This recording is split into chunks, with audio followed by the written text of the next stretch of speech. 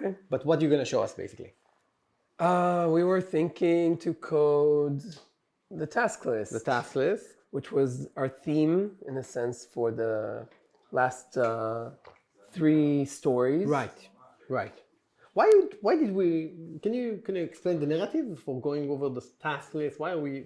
So we basically picked an application. Yeah. That's like slightly less trivial than Hello World. Right. And you started writing these stories that take this task list and slowly evolve it as if you're, writing a program, right? Like this is somewhat an evolution that every that programs go through. You start with some design and then you add additional features and you make it object oriented and you add an API. And so it's basically a whole kind of design exercise. Right.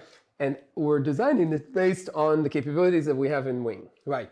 And from a story writing perspective, it's also kind of a lazy, good, I mean lazy in an easy way. I mean, I have this task list narrative, we understand this, people can just go, this is what we're doing, this is the task list right now, I know where I'm going, we know that we not want the API gateway, we need a database behind it, so it's, and then we can just kind of write a task list over a task list until we kind of find that end goal.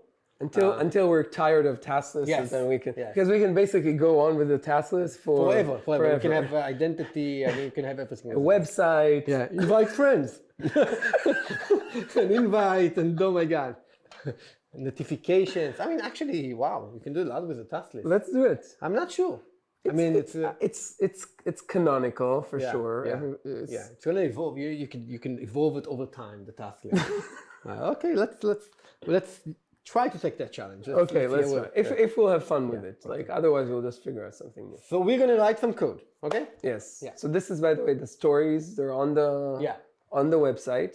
There's it's a little buried under the contributing RFCs user story. We should probably move it to contributing user stories. Okay. And it's under the contributing section because this is our planning document. So some of them are done, like you see status done, and some of them are expected. And eventually this is kind of like the roadmap for the project. Yeah. You could go over this and basically kind of understand the narrative of this project right now. Yeah. That's a nice high end. Yeah. Okay. So we're just going to build the task list and we'll see how it goes. And I'm not going to try and copy it from the example. We'll just do it together. Okay. I'm sure it's going to turn out exactly like the example. Yeah. I mean, because we did the same exercise. Yeah, and there's limited stuff that you could still do with let's see. Let's see. You want to challenge that? I want to. You're gonna. We can do more than you. Let's see. No. We can do more. Yeah. Than we expect. Yeah. Should you go full screen or? No, I want to go. You want to have the. Let's close this. Okay, great. This is going to be here. And then wing it somewhere. And then I'm going to wing it. And I'm like, you need a file name. I don't. Oh, you're going to open the file name from the task list? Someone... Oh, right. It's going to automatically select the folder. Right, from the folder, it's going to automatically select it. Like someone contributed this. I can't remember their name, but one of the first contributions. Yeah, and probably Revita right now is clicking on the keyboard, saying the name, shouting, sending me WhatsApp messages. Okay, so this application is empty. It doesn't have anything. This is it like right now. Right. And we're going to start building it. So let's see. Ring Cloud. Awesome. Still empty. Right. Okay, so how are we going to store the tasks? In a bucket. That's the only thing we can use to store things right now. Right. Okay, so bucket, tasks, bucket. Great. Okay. And on the right side, we're seeing a bucket inside the folder. Is born. Yeah. Should we use resources from the beginning? Let's use resources. I would probably start with it. Yeah, let's do it. So resource, what's a resource? Let's say, resource. What is a resource? A resource is Wing's composable unit. And it's actually, it's a construct. Right. It's a class. It's in a sense a construct and a class together because it has like the in-flight side, and constructs don't have in-flights. When you say construct, you mean the CDK construct. The CDK construct. Not everybody was born Okay. in CDK. Right? Yes. Okay. Okay. Yeah. So let's talk. So let's talk without talking about constructs. Okay. Okay. You let's like try. this? I will It's try. easy. It's easy. But basically, Wing has like any programming language. One of the most powerful things in a programming language is composability. Right. Right. It's the ability to like. And a function is the basic unit of composition in like programming. Okay. Some would say mode. Of course, some would. Then the other one would say, what? No one knows what it is. The name of the company is Monada. It's a private joke, probably, right? So Now it is. yeah, so a function, okay. Okay, so yeah. So basically a function is a composability unit. And you can take two functions and you can create a third function, right? That abstracts those two Okay. functions. Okay. That's the essence of Composability, composability in programming. in programming. Functions. Functions. Okay, but- it's the basic unit, right? Right. It's a composable unit, right? I don't have to. You understand how to compose it. Right. There's a way to take two functions, and of course, there's like a formal definition of what composability is. I don't remember it. And classes are Okay. composable units in object-oriented programming. Right. And so you can take multiple classes and use them within another class, and so that class becomes an abstraction, right? And you Right. can work with that abstraction, and you don't care about the implementation details. Right. And resources are composability units in Wing. Right. And the reason those are not classes is that they represent more than just in-memory state. They actually represent a physical object in reality, a bucket, for example, or a function. It's even more than a state. I wouldn't say they represent an infrastructure component. Yeah, an infrastructure component is a sort of state, right? Is a state in a system. Yeah, but when you say state, I think about the data No, that the bucket contains. But I talk about state as desired state, Right, right? right. And Okay. infrastructure. Okay, When you're talking about infrastructure state, Great. I understand. so it's state, right? Right. Yeah. And so they're not really classes. They have some interesting properties that we're not going to talk about right now. Right. Because I feel like we're still exploring them. I feel like I don't know, maybe eventually resources are going to be something like resource, a modifier, right? Like something like that. Got it. I see. Basically means that this class foo Is a resource class. Also represents. It's a resource class. Yep. It's not just a regular class. Right. Okay. But right now we don't have the syntax. So But we right have now the syntax is like this. resource foo. Yeah. And so now, so this will be- resource is going to be the task list, right? Right. Okay. And so think about resources as classes. Yeah. Each class has a constructor. It has a bunch of methods. It has fields. It would have properties, Right. etc. And so let's take this tasks bucket and put it inside the task list. And we actually don't have this let here, but I actually think we need to. Okay.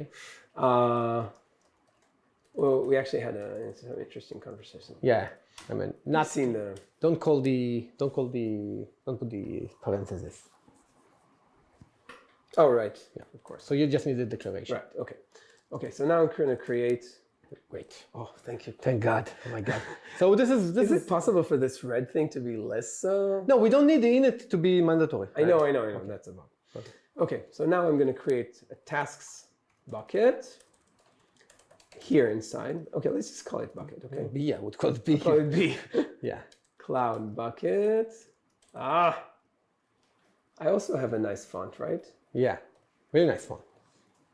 I'm not that. You're not into fonts. I'm not. No. Okay, but now I don't have any resources. Okay, so what happened? Before we had a bucket, now we don't have a bucket, but you're calling new on the bucket. What happened? So why don't we see the task list? Because Why we don't- haven't created an instance. Okay, of it. we We haven't- haven't defined the task list. We Great. just defined declared the type. Great. So So now I just need to do new task list. great. So now inside the root, we're gonna have a task list, and that task list will have a bucket inside of it. So Yes. which is nice. amazing. When you look at Fucking the amazing. bucket here, I mean, the path has the task list in the path. So this is a unique address for that specific instance, right? Correct. Right. And you can see the tree here. Right. And I can create two task lists. Let's create two task lists. I can do T1 and T2. Yep. Now it's T1 and T2. Yep. And inside each one, there's a bucket. Right. Okay, cool. So now we have a task list task resource. And the next thing is to define the API for the task list. Right. And so one of the unique capabilities of Wing is this concept we call in-flights, right? Is this ability to interact with the world when the application is deployed. And so you can actually write your Lambda functions, and when you write your Lambda functions, you provide an in-flight closure, which is a block of code that gets bundled and shipped to the cloud Right. and then executed. And those in-flight closures can interact with the world through what we call in-flight APIs. Yep. And so every resource in Wing has both a pre-flight API, Right. like init, Init. for example, this init thing, and this bucket thing is also on the pre-flight because it's on the infrastructure side. Right. And there's an in-flight API, which is the API that you can use to interact with this resource when your application is actually running. Right. So think about it. A bucket has put and get are in-flight methods of a bucket. Right. And they don't exist in the pre-flight scope. So if I do here this.b.put, it'll tell me cannot call into in-flight phase while pre-flight. Right. Perfect, very nice. Right.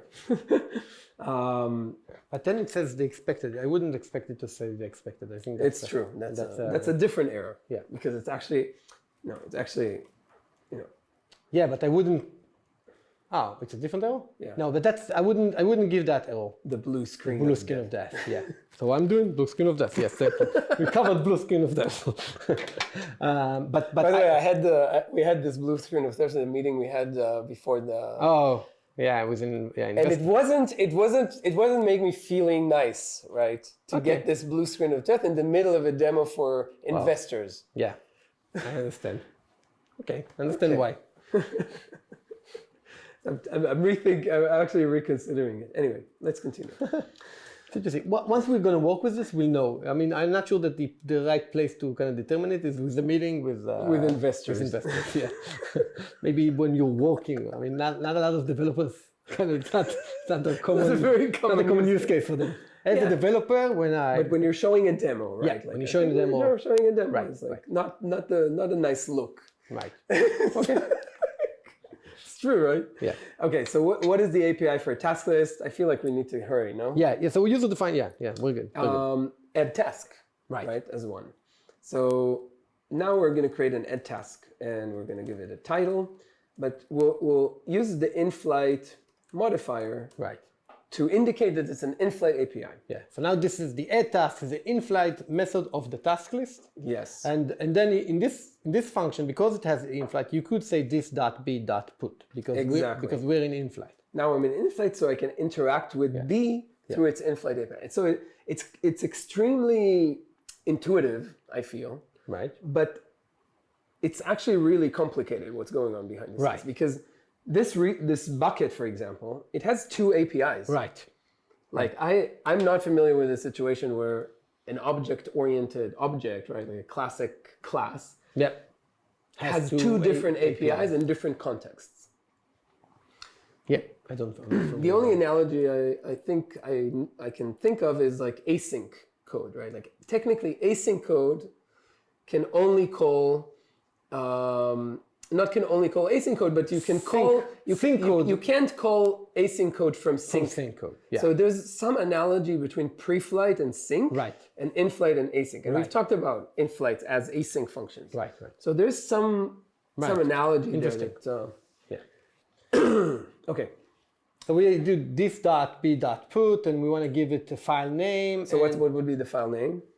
Just give it a name. I mean, and then we The task for the task. I would just give it just a name. Name. Okay. F. Yeah, exactly. Name. And the title, right? But that means that basically we're going to have all the tasks are going to be under the same name. under the same name, We're right? gonna but Okay, so let's test this. Let's test this. If we won't test this, we can. Task list. So what we're going to do is we're going to create a wing test. And the wing test is currently, and I think we're definitely going to make this cleaner, is a cloud function with the test ID. We don't need str.str. You don't need the. No. Wow. Thank God.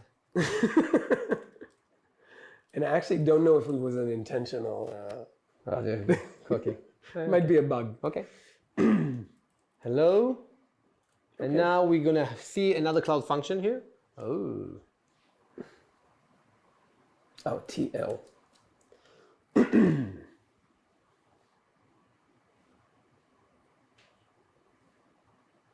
Okay. Ooh. Now let's zoom out a little bit here. Okay. Okay, so we see the test. Right. This is the test function. And the test function interacts with the bucket through, basically interacts with T1 and talks to the bucket. Right. And so now if we execute it, it should create a file in the bucket called name. Right. Okay, good. So this is working. Nice. So you trigger the function. I didn't know this, but you trigger the function and then you saw. I triggered the function and then and we actually talked about maybe adding like a test pane here. Right. And then all the tests. Right. Amazing. It's gonna be beautiful. But so we need an ID. Yeah, right. Right. Well, what will we do? So we don't have UUID yet. We don't have bring Said type with, yet. So and maybe it's Creative, be creative. Yeah. What are you gonna do? I mean, we don't have mass random. We don't have mass random, right? Are we just gonna? What have a did we counter? do with Are we the? just gonna have a counter every time? Okay. Okay. It's the same counter. Okay. So let's do the counter. Let's do the counter. It's the counter from the other task list. Yeah. Okay, so we're just making a good distributed counter for the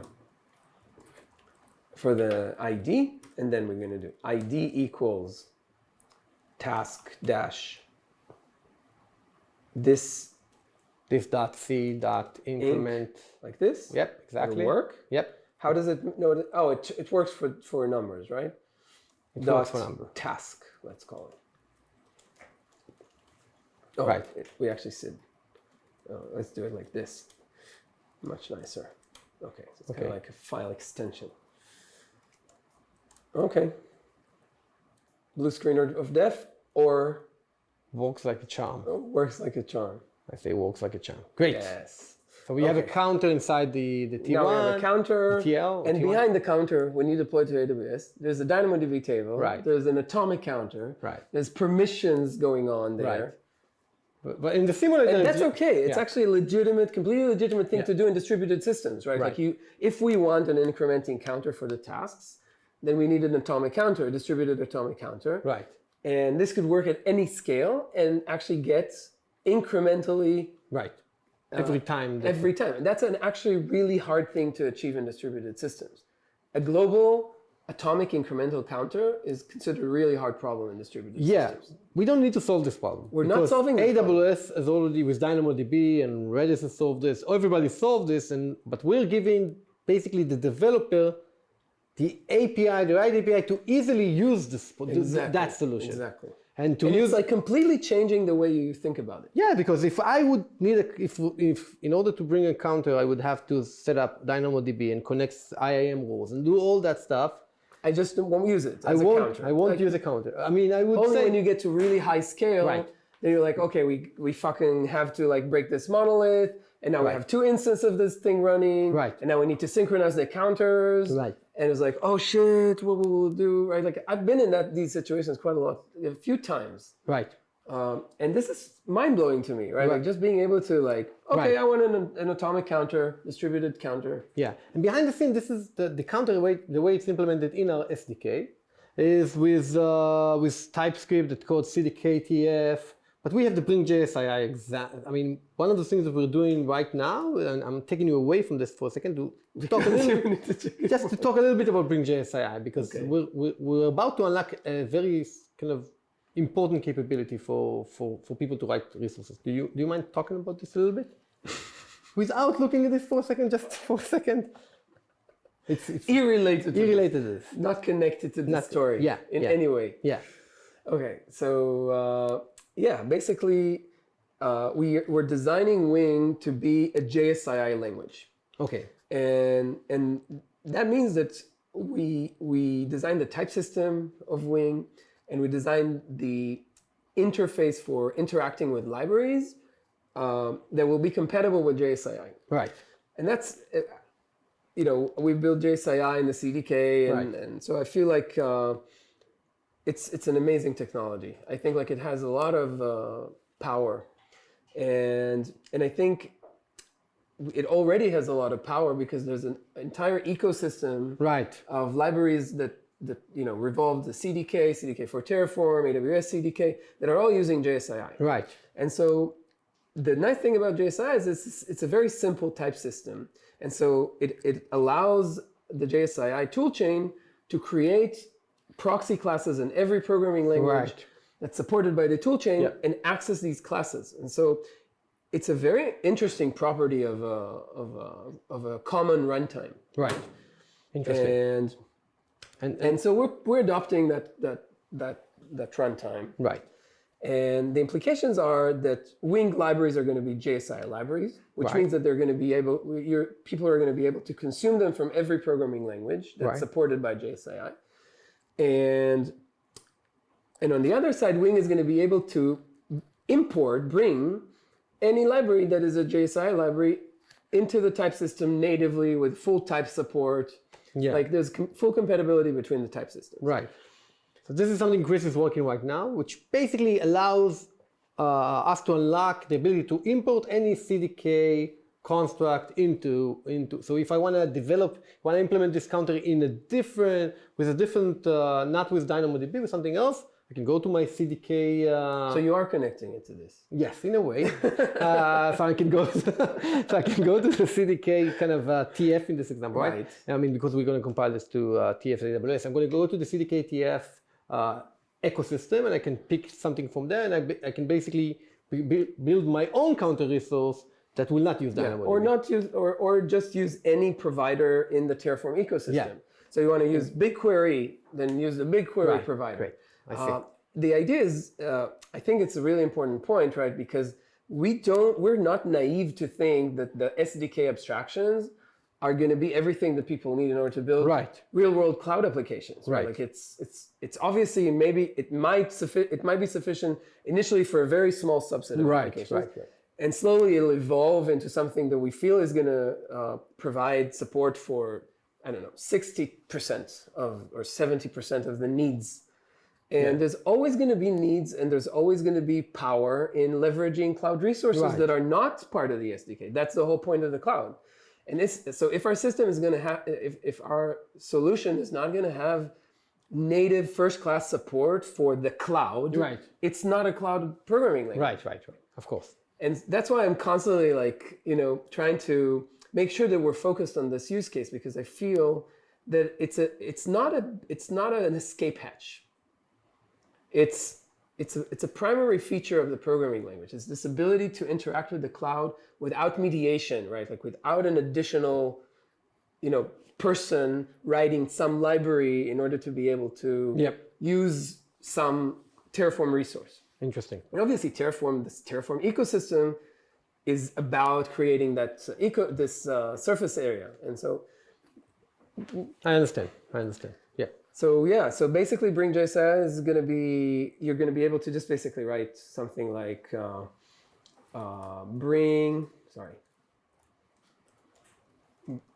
We are running out of time, so just let's be cautious about this. I think so we can bring, running out of time kind of 10 minutes ago. okay, so basically bring something like AWS CDK lib, which is the AWS CDK. Okay. Sorry. I won't use that example because it's like bringing up more questions. Okay. But something like bring TF-CDK, I think, and then the AWS provider. Okay. And you're going to give it a namespace. Okay. And then you're going to be able to use all of the types within this AWS provider, which is, for example, I think there's one for DynamoDB table. I don't remember exactly how it's. Yeah. And I can say, oh, let's create a DynamoDB table now. Right. And when we compile this to AWS, this will compile into a DynamoDB table Right. clause inside the Terraform configuration, and it will work. Right. And we're trying to figure out the right way for you to tell the system how to behave locally Right. in those For cases. the simulator. Yeah. That's going to be a really interesting exercise. Yeah, it's also a kind of a point where we disagree on the actual interface, right? So it's in a week or so we're going to talk about this. I'm seeding the Yeah. conversation. Okay. So I guess we're done for now. I mean, we can go on and implement I remove think- tasks, delete right, tasks. we don't need that. It's We don't- okay. I mean, yeah. we have the demo. We have the example. Yeah. I think we talked a lot about resources. We talked a lot about in-flights, Yeah. Yeah. counters. It was an interesting conversation. Yeah. Can I ask you one last question? What's the next thing that I mean, you can't say JSI anymore. What's the next thing I that can't you're say JSI? No, that you're No, excited? I'm still excited about JSI. I know I you're haven't excited. played with it yet. Okay. I feel like I really do need. The next thing you're super excited about is JSI. Is JSII is bring DynamoDB. I want to write a program that uses DynamoDB with Wing, and figure out the console, the local experience and the local interface. Got I it. feel like that's like a very substantial part of like the Interesting. foundation of what we're building, and I'm excited because it's coming up. It's coming up soon. Very interesting. So thank you very much for joining. It was fun.